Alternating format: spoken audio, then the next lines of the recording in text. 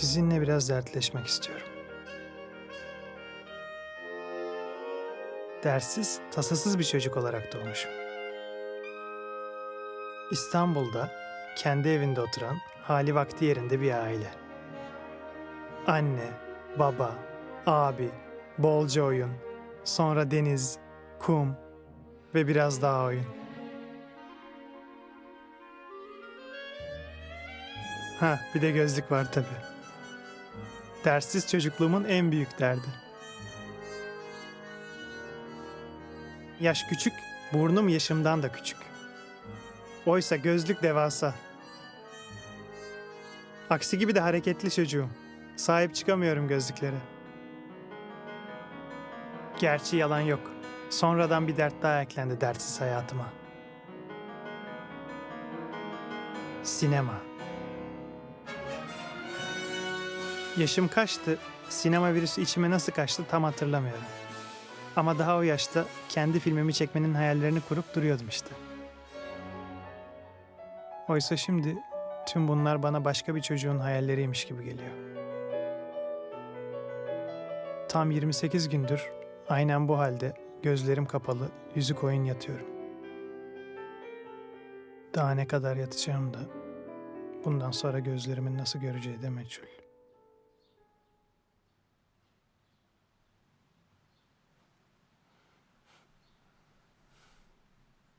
Durun bu hale nasıl düştüğümü anlatayım size. Yok çocukluğuma kadar gitmeyeceğim bu sefer. Üniversite yılları. Bon, comme on vient de voir, le cinéma repose sur une relation tout à fait perverse. Mais un dysfonctionnement de cet œil, le cœur même du cinéma, peut renverser l'ordre immoral. Donc, pour illustrer ce fait, je vous propose de nous pencher sur La prunelle de mes yeux. C'est un film réalisé par Aki Kurtulus et Melik Sarrakoglu. Et d'ailleurs, le premier rôle est joué par lui-même. Les autres rôles sont joués par Bilgin et Ismail Sarrakoglu. Öykü Altuntas, Aki Kurtulus, Ahmet et Orhan Sarrakoglu. C'est une coproduction franco-turque assurée par Iki Film et Parmi les Lucioles.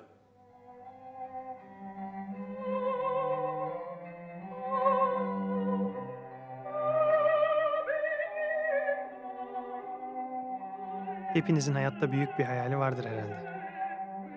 Benimkisi de film çekmek. Liseden mezun olur olmaz ailemi, arkadaşlarımı, sevgilimi bırakıp Lyon'a sinema okumaya gittim. Başlarda gözüm korkmuştu biraz. Ama aynı hayali paylaştığım bir ev arkadaşı bulunca işler az çok yoluna giriverdi. Hakkının da bir gözü kayık. Körle yatan şaşı kalkarmış.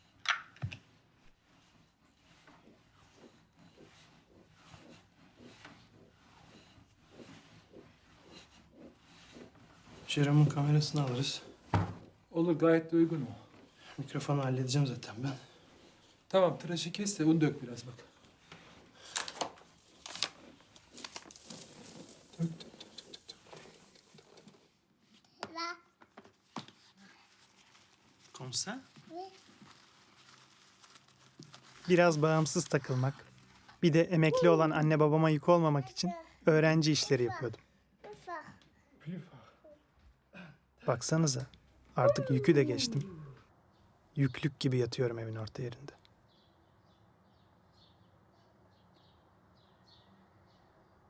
İnsan ailesinden pek çok şey miras alıyor. Huyunu, suyunu, bir de hastalıklarını. Üniversite yıllarımdan başladım anlatmaya ama aslında gözümdeki rahatsızlık epey eski. Lisedeyken retina dekolmanı denen bir hastalık yüzünden sağ gözümü kaybetmiştim. O günden beri sol gözümle idare ediyorum. Ya da ediyordum diyelim.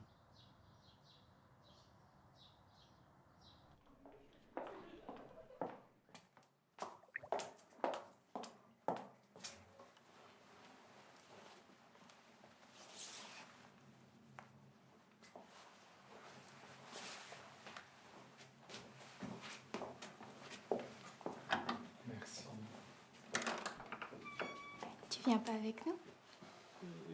Tu sais... Bon. Allez les filles. Salaksın, gel lan, gel.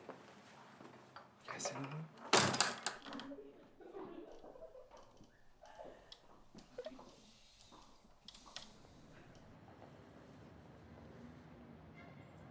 Salut, Bonjour, quel film? c'est moi, Elodie. Excuse-moi. Ça va? Ouais. Euh, Qu'est-ce que tu fais ce soir après le boulot? Ce soir, en fait, tu sais, je dois rentrer parce que j'ai un exposé demain. Tant pis.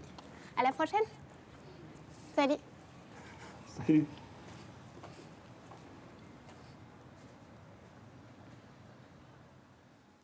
Bu arada talibim var, haberin olsun. Allah Allah. Ya. Kimmiş? Neredenmiş? Elodie isimli bir arkadaşımız. Gözünü ayarım senin. Sağdakini öyebilirsin de soldakine dokunma. Allah korusun. Tahtaya vur, tahtaya.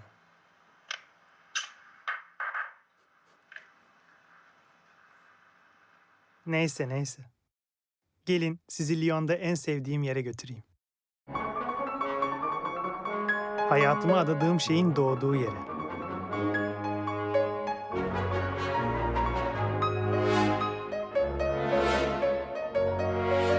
Zaten Lyon'a asıl geliş sebebim de buydu.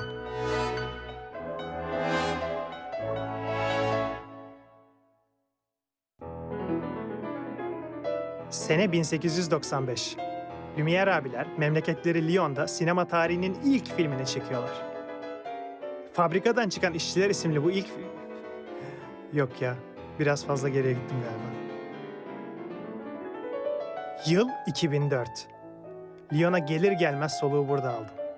Lumière abilerin ilk filmi çekerken kameralarını koydukları bu yerde. Orada ne işim vardı diye sormazsınız herhalde. Bir sinema öğrencisi için daha güzel, daha ilham verici bir yer olabilir mi ki?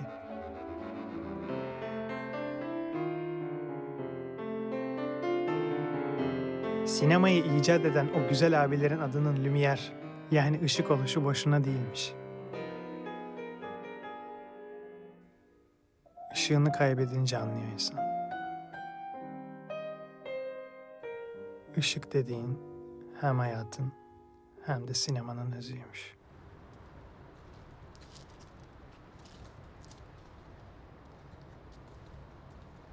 Size en büyük hayalim film çekmek demiştim ya.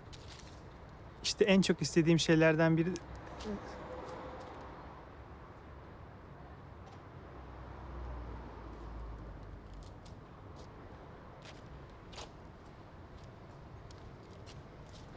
En çok istediğim şeylerden biri...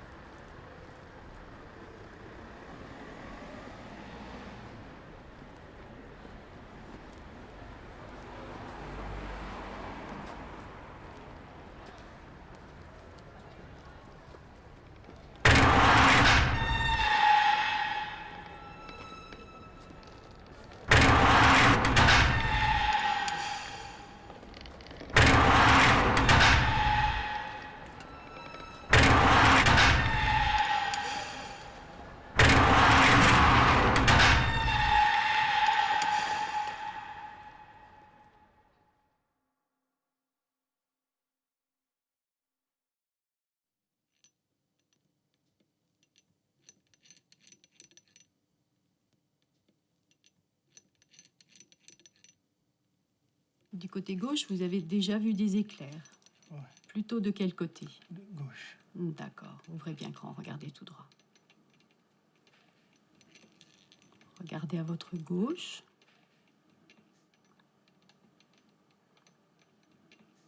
À droite.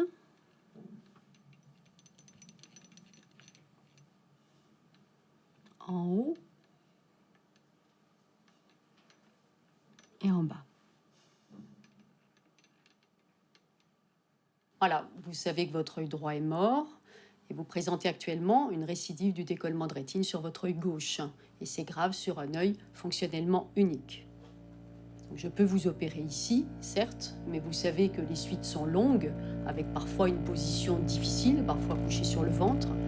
Votre famille est à Istanbul. C'est vrai que vous seriez beaucoup plus entouré pour cette situation post-opératoire. D'autant plus, vous avez été très bien opéré par votre chirurgien à Istanbul. Dans ces conditions, je vous conseille vivement de prendre le premier avion pour vous faire opérer à nouveau cet œil gauche à Istanbul.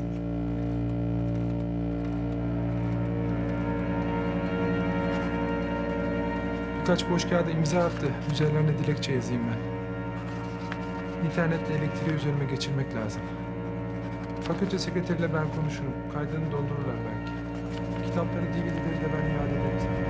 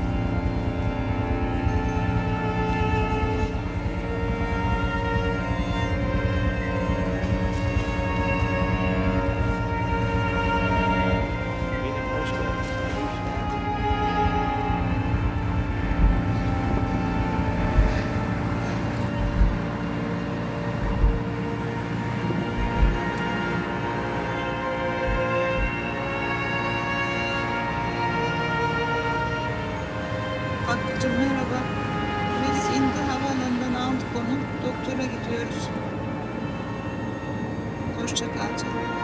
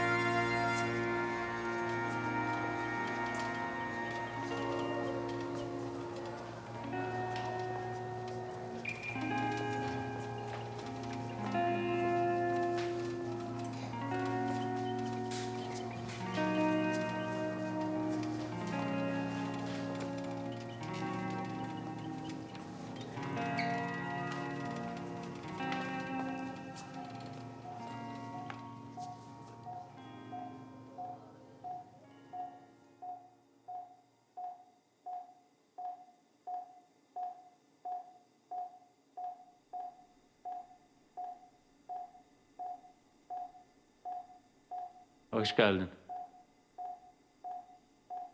Öğrenci miyiz? Ya beni rahatlatmak için böyle sorular sormanıza gerek yok. Alışkınım ben. Peki o zaman. Ona kadar say bakalım. 1, 2, 3.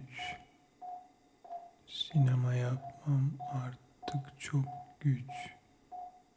4, 5, 6. Hiç gücüm kalmadı. 7, 8. Karanlık bir dehliz. 9, 10. Film çekebilecek miyim doktor?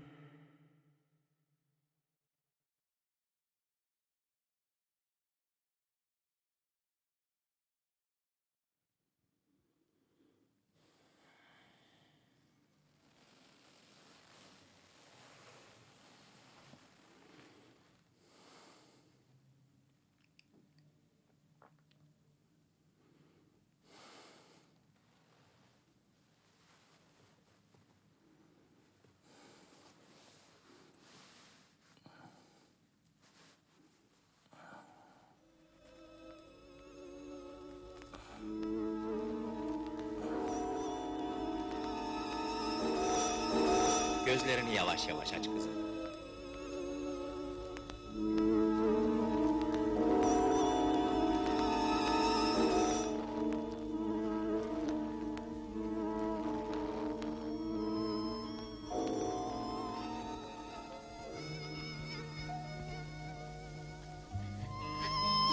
Görüyorum.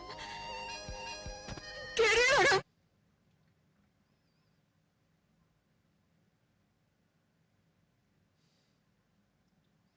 Bu glokom hapları günde 3 kez. O hapların yan etkisini azaltmak için bu magnezyum tableti sabah akşam. Riflaş günde en az 5 damla. Saraplejin saat başı. Altokan sabah akşam. Losopt yatmadan önce.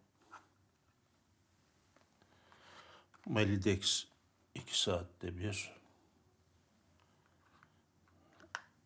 Tebrax 4 saatte bir. Bir de geceleri bu pomatı süreceğiz.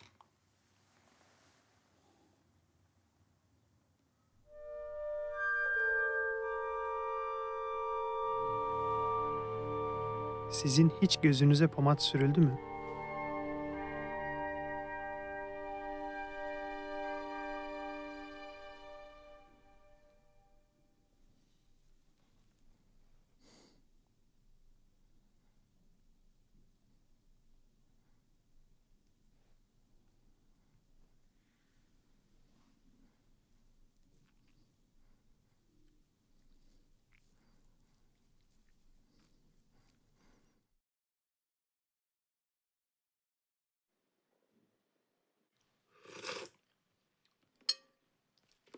Dekolman. Menenjit ya da kuş palazı gibi havalı bir hastalık adı. Ama havası batsın. Dekolman demek dert tasa demek. 10 gün boyunca başını öne eğmek demek.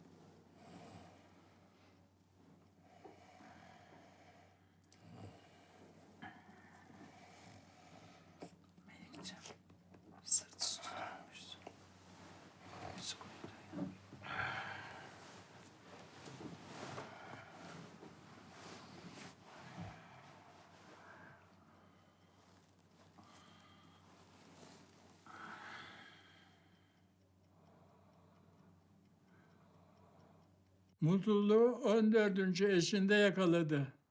Yozgat'ın Sorgun ilçesine bağlı Çiğdemli beldesinde İsmail San 14 kez evlilik yaparak adeta rekor kurdu. Eski eşlerinin isimlerini dahi zor hatırlayan Sarı'nın evliliklerinin... Dede gerek yok. Ben sıkılmıyorum, merak etmeyin. İlk eşinin adının Dilber, şimdikinin Satı, diğerlerinin Fadime olduğunda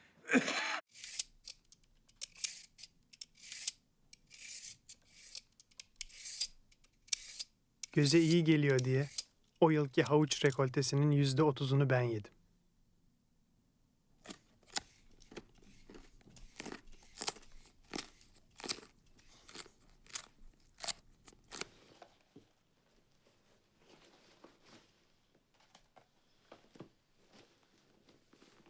Mallar geldi.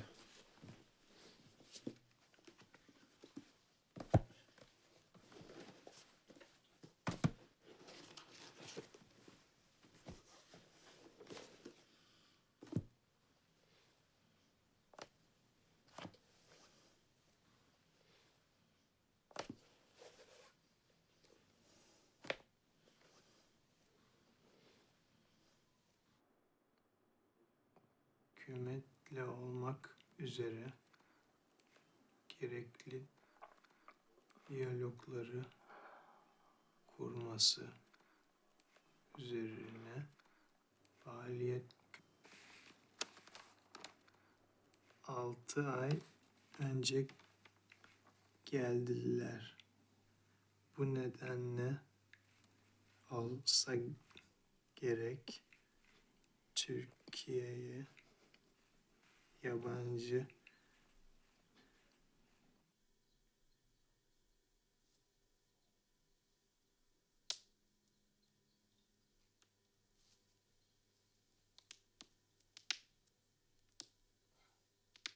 Ben toparlandıkça evimizin karları da eridi.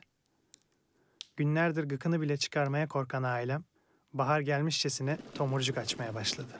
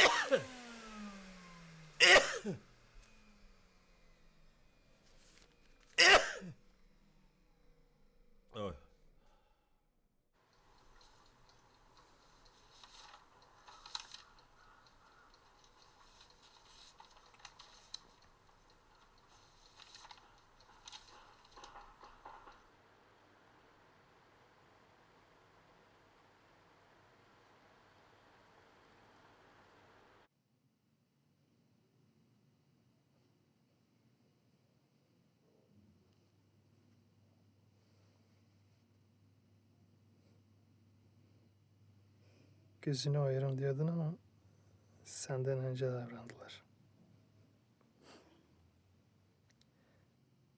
Bir de tabii her türlü zorlayıcı hareket yasak. Kasılmak yasak, gerilmek yasak, kendini sıkmak yasak. Eyvah tabii.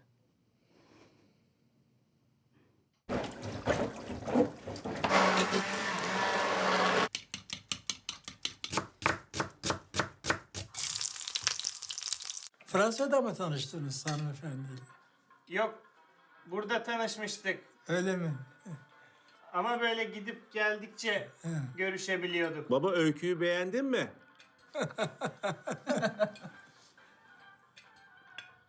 Sen hiç bahsetmedin bunlardan. Onun için bu güzel hanım büyük sürpriz oldu bizim için. 2 gönül bir olunca sabanlık seyran olurmuş. Şundan biraz alsam ben. Birbirinizi sevdikten sonra Teşekkürler. mutlu olmamanız için sebep yok. Ağır yağmur dünler, amul könülü bile. Pembe ve yekön diye partaj et multiplie. Table toujours au patinage moyen, au patinage. Neyse chacun en a sa part et tous l'ont tout entier. Çok sıkıntılı günler geçirdik. Bir daha bunların tekrarlanmaması dileğiyle. Afiyet olsun. Neyin şerefine? Bu akşam hem Melih'in geçirdiği, yani hep beraber geçirdiğimiz sıkıntılı günlerin inşallah sona ermesini kutluyoruz. Hem de Öykü'yü tanıdık bu akşam. Onun için iki çiftli böyle bir güzel akşam Melih'in çift yani tamam. İnşallah. Ne okuyorsun? Sosyoloji okuyorum. Sosyoloji. Sosyoloji. Çok güzel.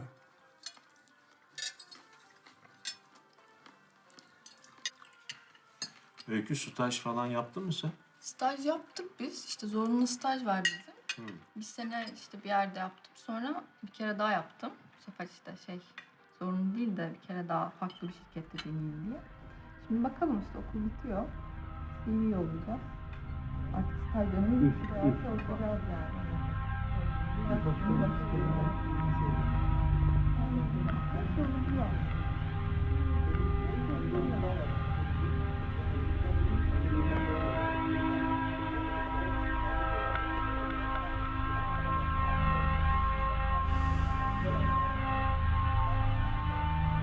Şimdi söylemenin hiçbir manası yok.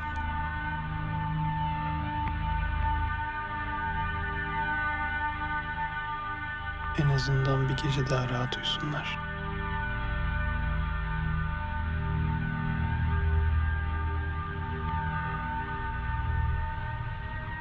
İşte hayatımın en uzun gecesi.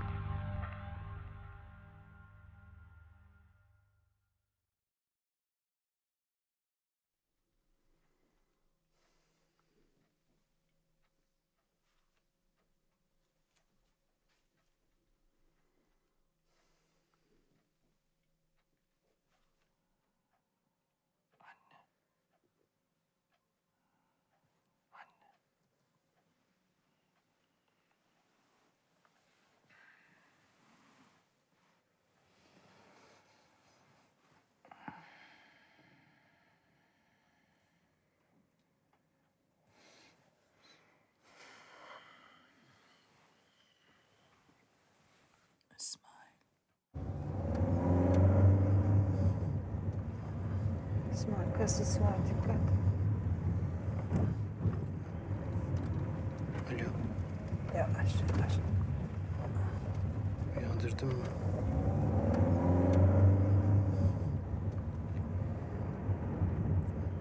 Hastaneye gidiyoruz da.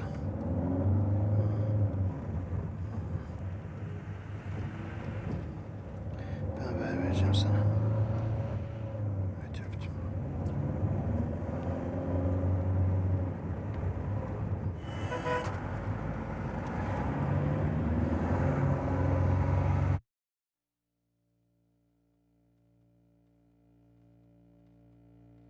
Çok zor bir ameliyattı. Gözü tamamen kaybedebilirdik. Retinayı lazerle yakıp gözün arkasına yapıştırdık. Görme alanı daralabilir. Bu çok hain bir hastalıktır. Her zaman bize kötü sürprizler hazırlayabilir. 15 gün boyunca yüzüstü yatacak. Bir daha tekrarlarsa geri dönüşü olmayabilir. Umarım tekrarlamaz.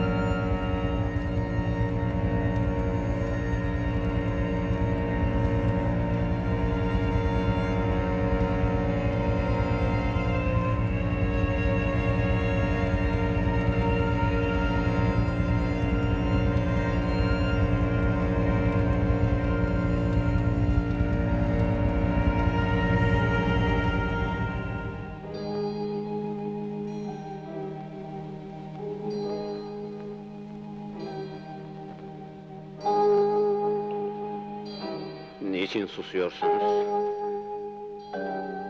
Cevap verin. Yoksa... Yoksa... Anlıyorum. Anlıyorum. Bana içki ver Osman.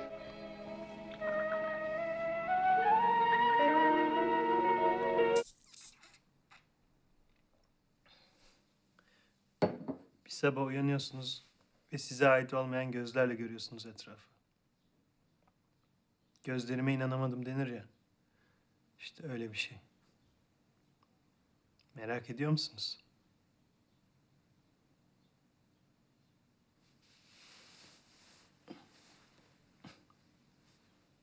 İşte az çok bunun gibi.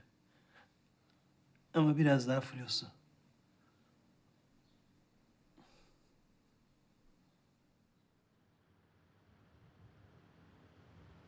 Pomat süreceğim anneciğim.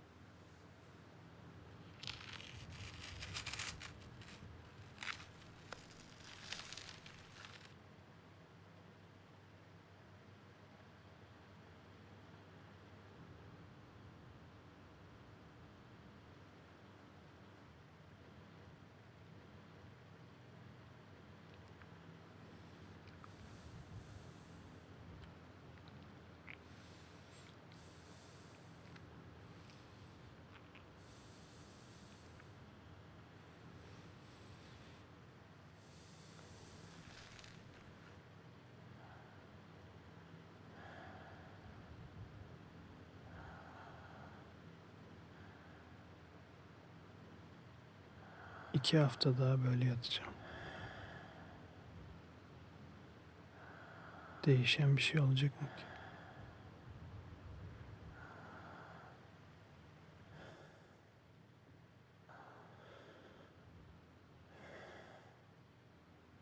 Melih'ciğim, şimdi daha iyi görebiliyor musun? Tam anlayamıyorum tabii ama fena görmüyorum herhalde. Maşallah.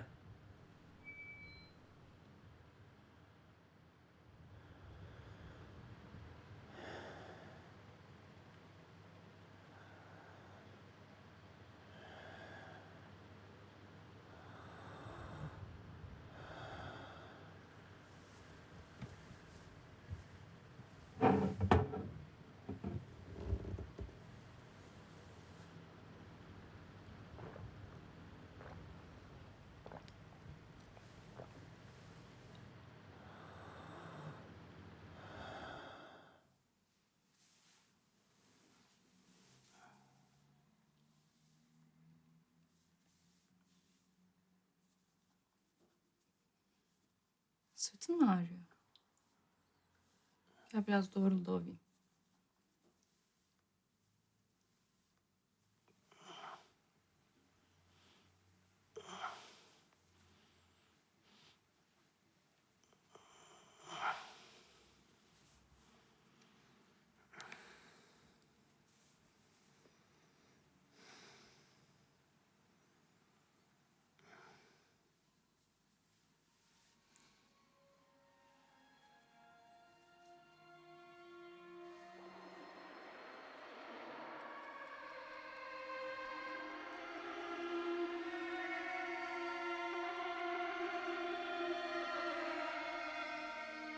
Gündüzleri neyse de geceleri zor.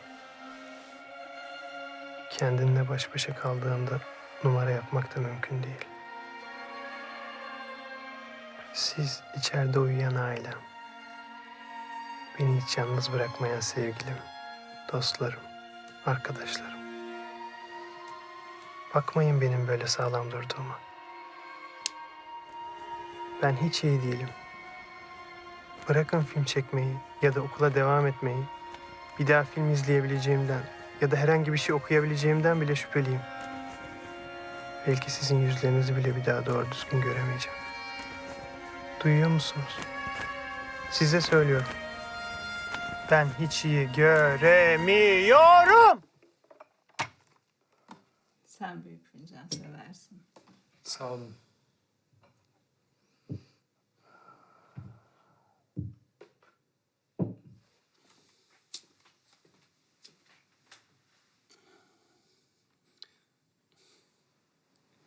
Malı getirdin mi?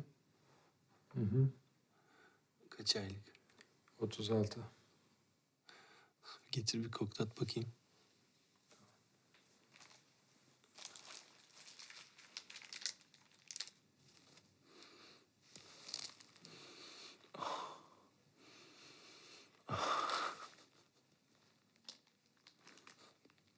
Öyle boş boş yatıyorum da zannetme. Bayağı yeni yetenekler geliştirdim.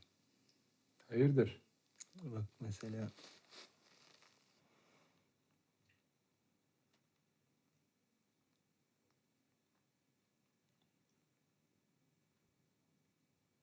Artık Hakkı filmleri yönetir.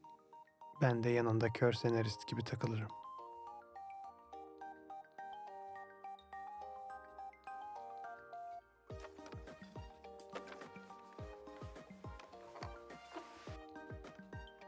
Aa, canım benim. 1920 x 1080 pikselde inanılmaz bir görüntü sunan bu kamera tüm sinemacıların en büyük dostu. Üstelik 64 GB'lık slotları size muhteşem bir performans sunuyor. Bataryasına ise diyecek hiçbir sözüm yok. Oh. Ve tabii sinemacının gerçek dostu, sinemacı gerçek 416 MKH. Bu güzel alet sayesinde istediğiniz noktadan istediğiniz sesi adeta cımbızla çekip alacaksınız. 2,5 milimetrelik kapsülü sayesinde tüm titiz ses mühendislerinin sevgilisi olan bu alet üstün Alman teknolojisi... Böyle ses alamayız ama ya!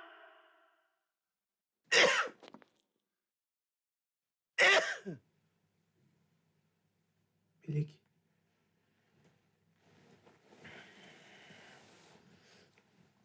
Aç.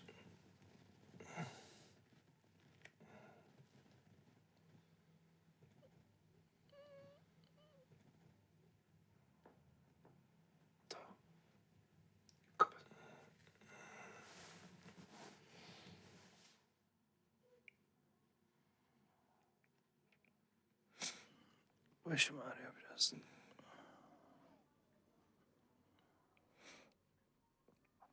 Yatmaktandır yavrum. Çoktan yatıyorsun.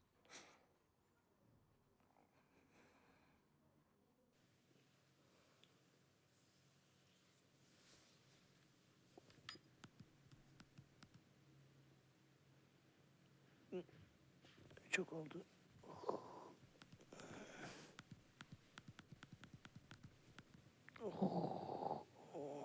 Melik şöyle gibi sallanıyorsun.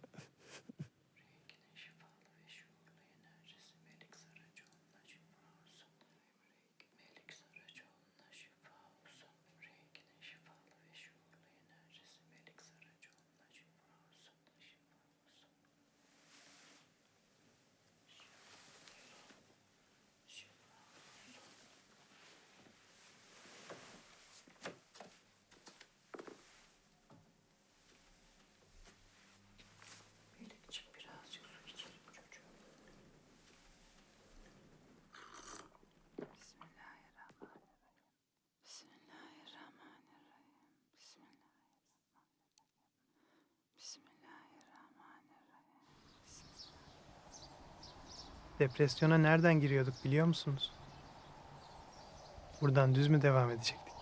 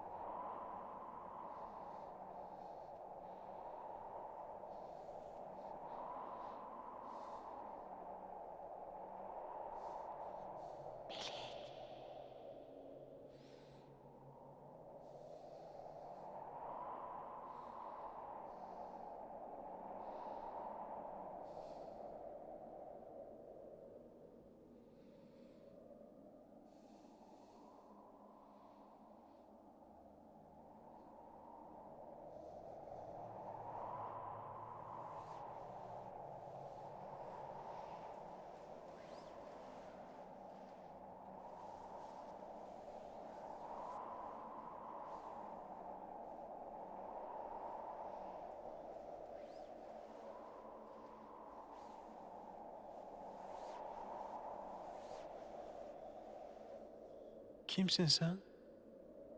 Yapımcıyım. Benim filmimin de yapımcısı sen mi olacaksın? Olacaktım ama sana bu gözlerle film çektirmem. Ama ben çok tasarruflu bir yönetmen olurum. Sette sana hiç para harcatmam ki. Çok riskli. Bol şans şekerim. Ne halin varsa gör. Parasız da film çekerim. Kendi yapımcım da kendim olurum.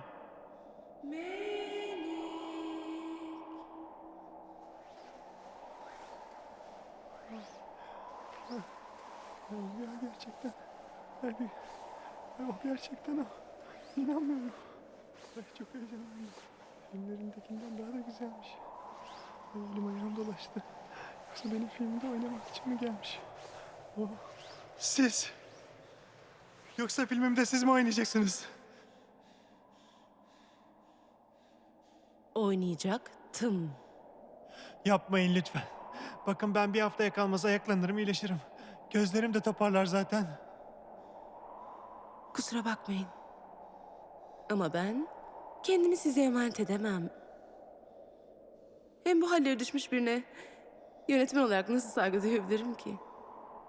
Bakın duyarsınız.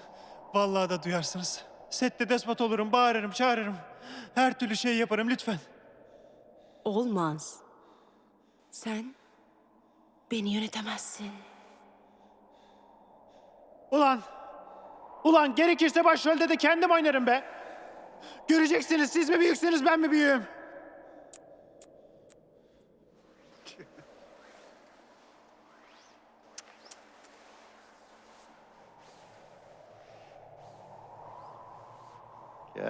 Gel bakalım.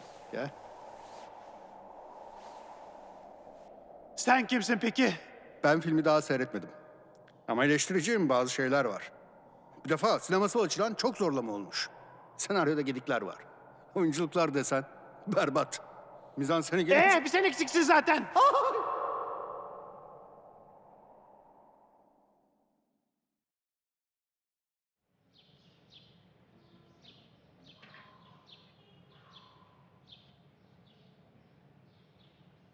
Düz bak lütfen.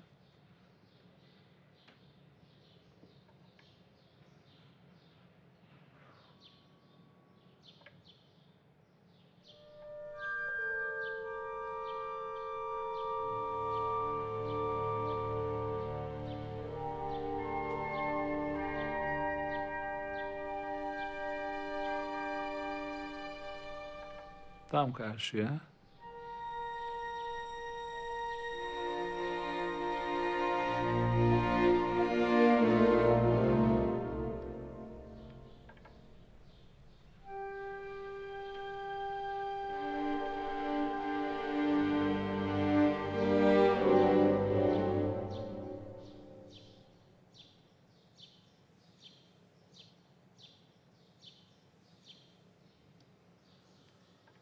Geçmiş olsun.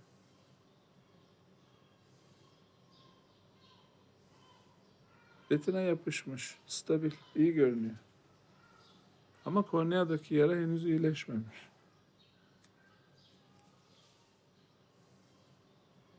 Çözüm öteki gözü de kapatıp ameliyatlı gözün hareket etmesini önlemek. Bir hafta daha ikisi de böyle kapalı kalsın. Size yenilmeyeceğim.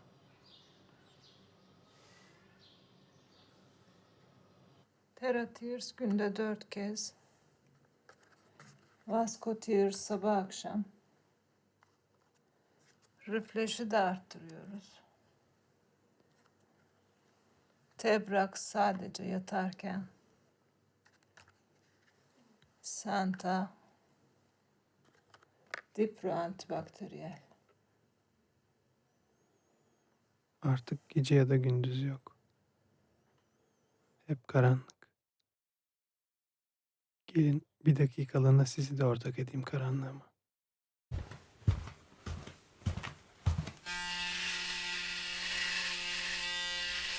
Beş.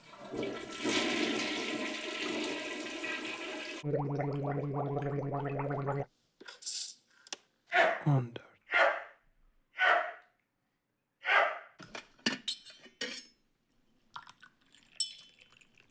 23. Melik'cim al onun çayı.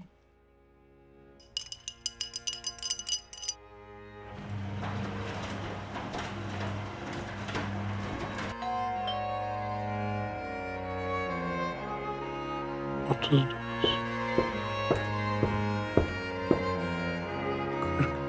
Mutlu yıllar Melikciğim.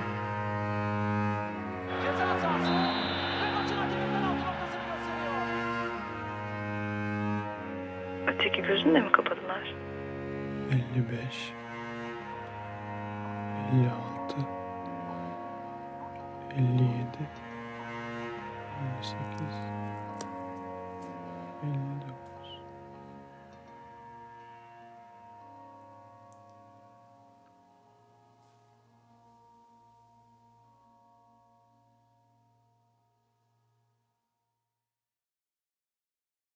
Kardeşim kara mı oldun sen?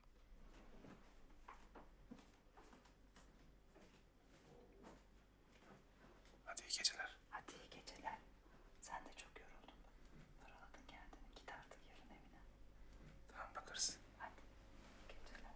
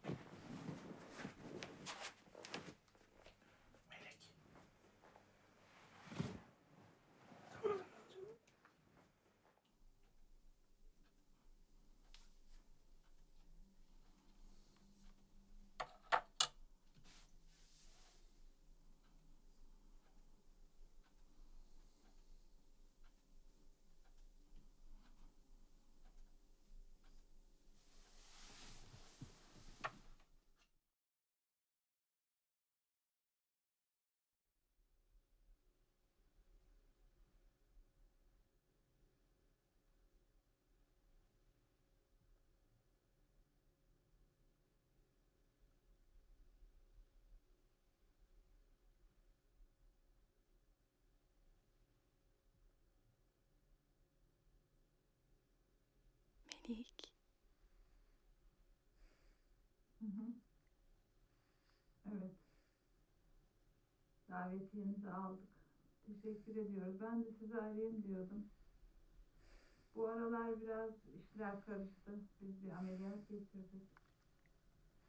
Ya evet biliyorsunuz. Evet bizim ailede biraz maalesef göz problemi var. Evet. Kusura bakmazsanız dışarıya çıkamıyorum ben. Bırakamıyorum Melih'i. Evet. Ama bizi bu seferlik mümkünse mazur görün. Başka sefere inşallah. İnşallah başka sefere. Pardon bir saniye. Oğlum ne yapıyorsun?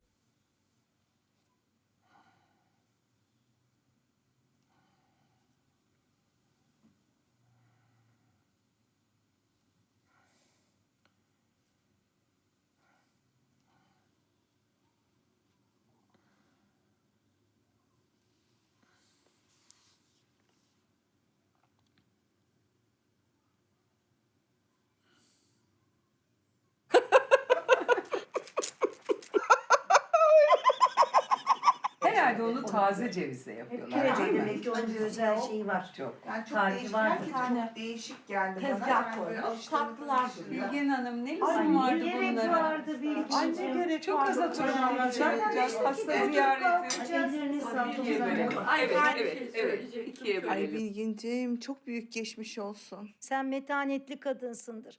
Atlatacaksın bunları inşallah. Ay inşallah.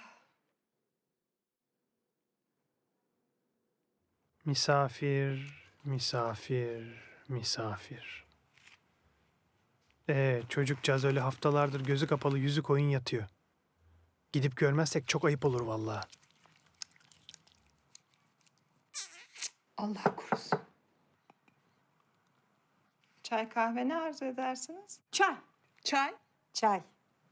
Kimse kahve almıyorsa ben de çay alayım bari. Yok canım, İsmail her zaman kahve içer zaten. İçeyim. Halbuki misafir demek çile demek. Misafir demek onlarca hal hatır, yüzlerce tabak çanak gürültüsü, binlerce ayı geçmiş olsun, milyonlarca çay şıngırtısı, milyarlarca nazar değmiş nazar demek. Allah aşkına ye canım. Ben ne olur bak böreklerimi bir yedim. tane kalmış. Yarısını da Önümü yedim, bu gör yarım ye. teki. Senin Burada yemen sadece lazım. yarım kaldı. Çok güzel ama bunu o Olmaz. kadar doktor Küçük diyet yatıyor verdi orada bak, bana. lütfen onun hatırı için. Kolesterolüm çok fazlaymış. Lütfen. Önümü görsen Ay ya. lütfen Allah Zehra aşkına bak. ye. Ama Melih'in Ama hatırına bak bak. böyle Lütfen, güzel ki lütfen. bir daha bulamaz. Melih'in nişanlısını göremedik ayol. Öyle ancak uzaktan apartmana girip çıkarken pek de hoş görünüyor evladım. Yok canım daha nişan falan yok ortada. Aa, bir şey yok yok. Melik de ne yere bakan yürek yakanmış.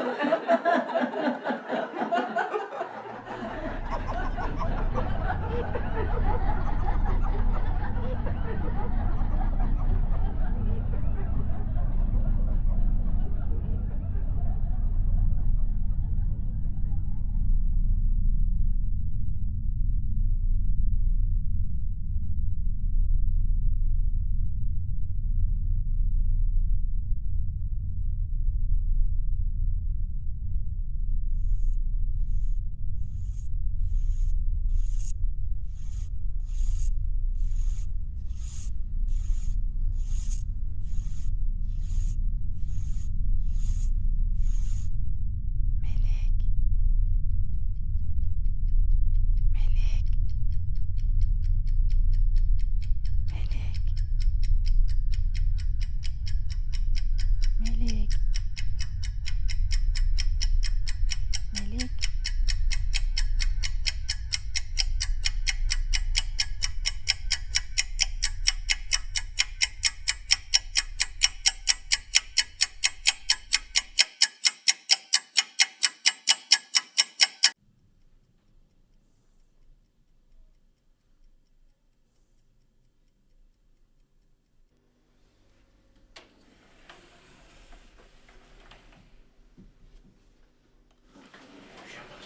Hayır. Ben bakarım Melih'e yat. Gerek yok, ben oturuyorum.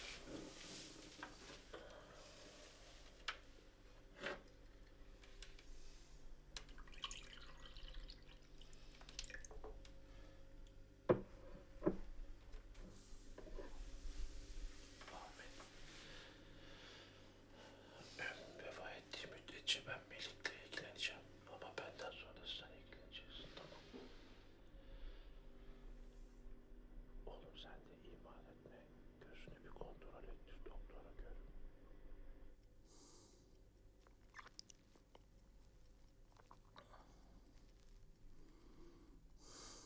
Duydum.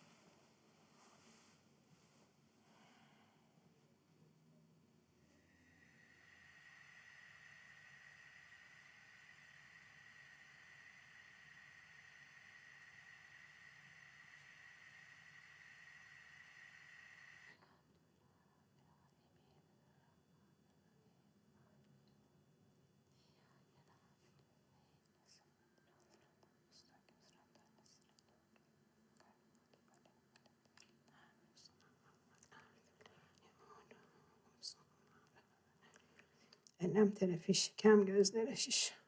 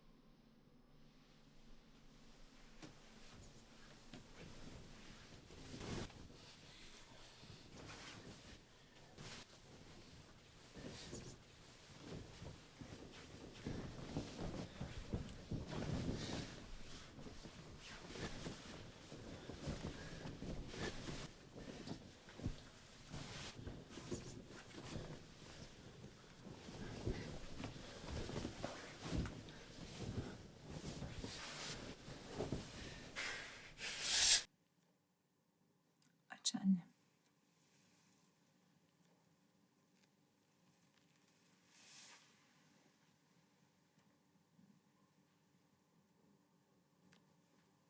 Kapı.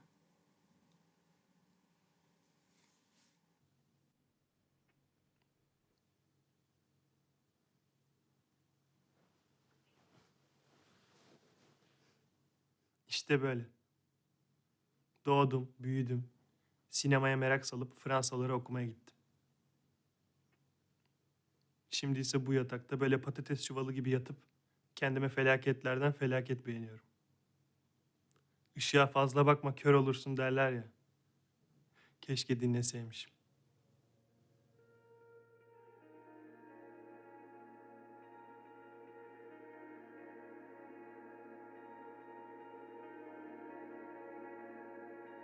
Gözüne bir hava gelecek.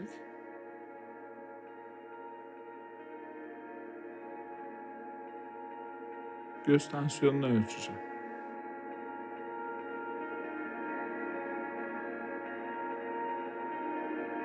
Işığa bak.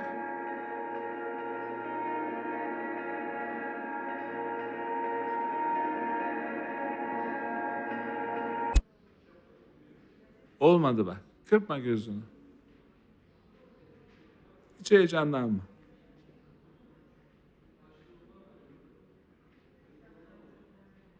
Hadi az kaldı. Oynatma gözünü. İlk defa mı ölçüyoruz tansiyonunu Melik?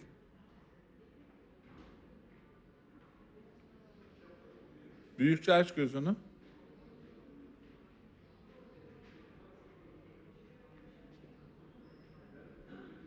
Şimdi sağa bak lütfen. İyicene sağa.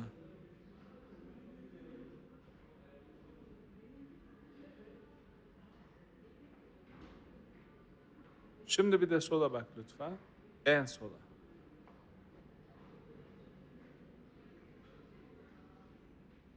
Melikçim gözün aydın. Kornea tamamen iyileşmiş. Ama retinayı riske atmayalım. Yüzlük kuyruğuna geldik. Sen gel bir 10 gün daha yüzük oyun yat. O 10 kelimesi doktorun ağzından ne de kolay çıkıyor.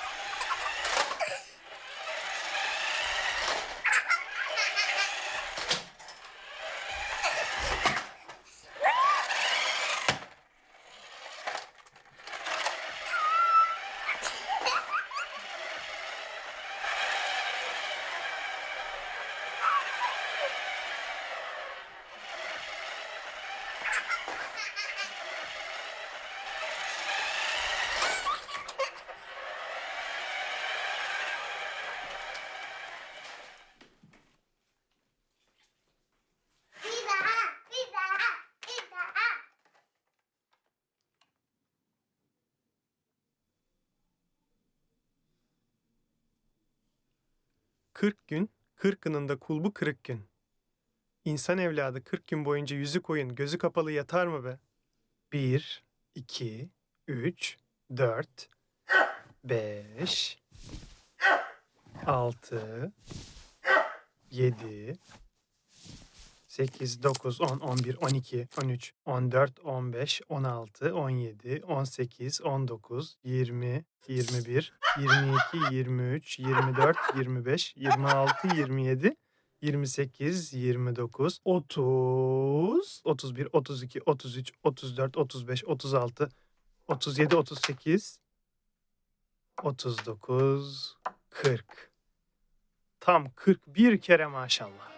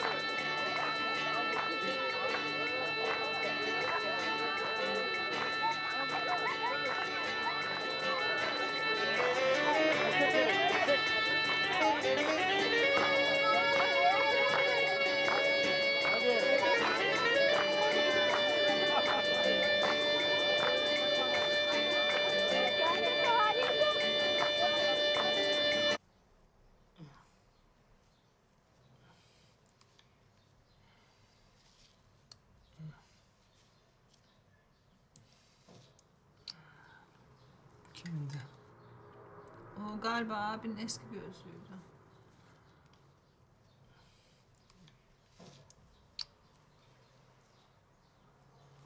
De şu benim eski gözlüğümü denesen.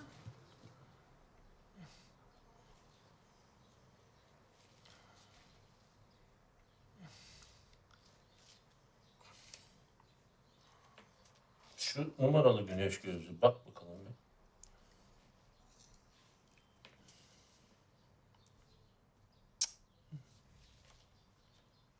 Melik bir de bunu dene oğlum.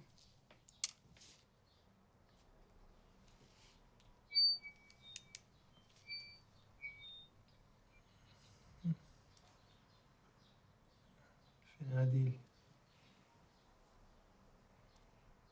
Bu iyi oldu galiba dede.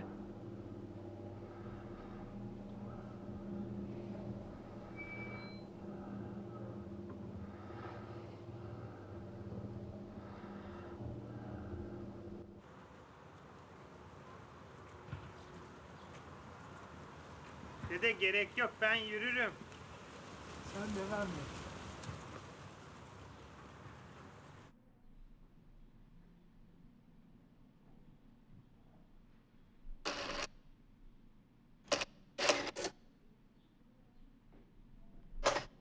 Bu nasıl? K. Ah canım. Bu? Daha iyi. Peki bu? Hı hı. Bu mu daha net? Bu mu daha net? Yok. D, Çok güzel. E, C, Maşallah. H. Sehr schön. Bunu görüyor musun? Hayır. T yazıyor. İlki T galiba.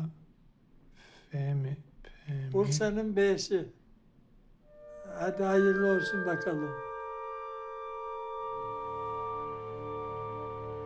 Couverture. Aveugle. Il disposait mal. Le plus gênant d'ailleurs était la façon dont il regardait, ne voyant nullement sa prunelle dans la nuit se perdait en haut sous la paupière.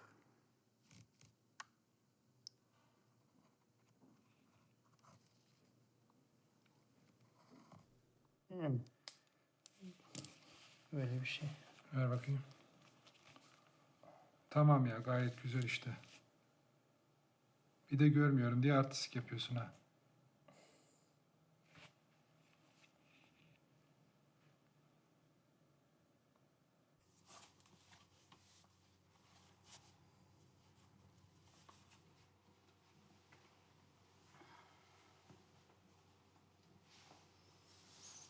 Hadi anneciğim kendine çok dikkat et.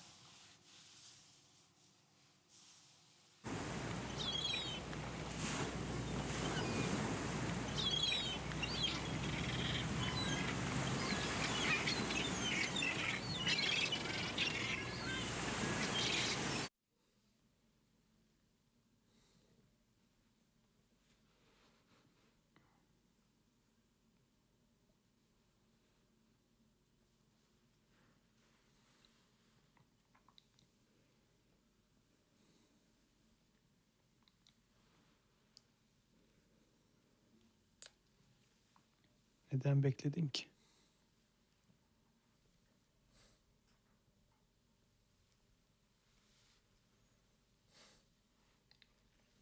İyileşemeseydim benden hiç ayrılamayacak mıydın yani?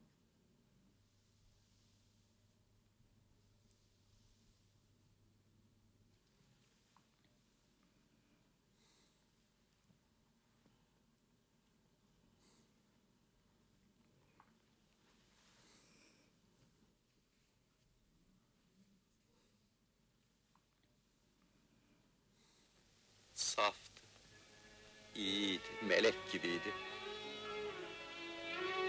Meğer hepsi körlüğün verdiği çaresizliktenmiş. Önce Ankara'daki konserde evlenme teklif edeceğim. Parmağına nikah yüzüğünü takıp... Sonra? Sonra da onu sevmediğimi, ondan nefret ettiğimi söyleyip vefasızlığını, iğrenç ihanetini haykıracağım. Senden nefret ediyorum, nefret ediyorum, nefret ediyorum diye bağıracağım.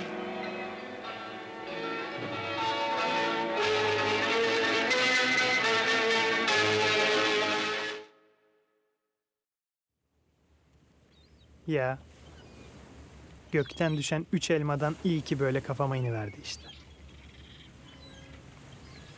Ne yapalım? Belki de büyümek böyle bir şeydir. İkinci elmaysa Lyon'a düşüp oradan ta İstanbul'a kadar yuvarlanmış.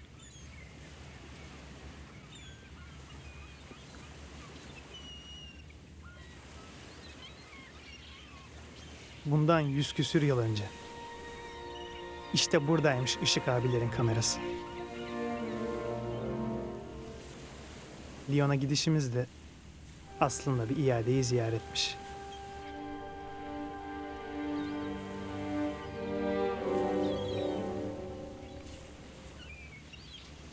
Üçüncü elma mı? O da bizim salonun ortasına düşmüştür herhalde. Annem soyar da bize dağıtır şimdi.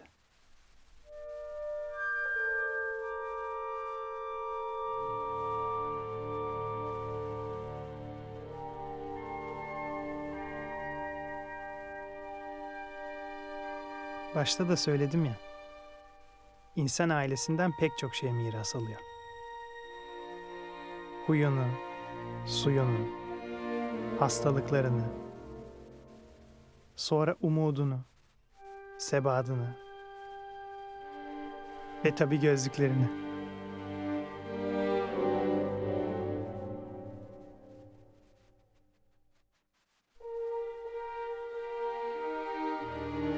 Eksik olmayın. Beni dinlediniz. Gözlerinizi yordunuz. Derdimi size açabildiysem ne mutlu bana.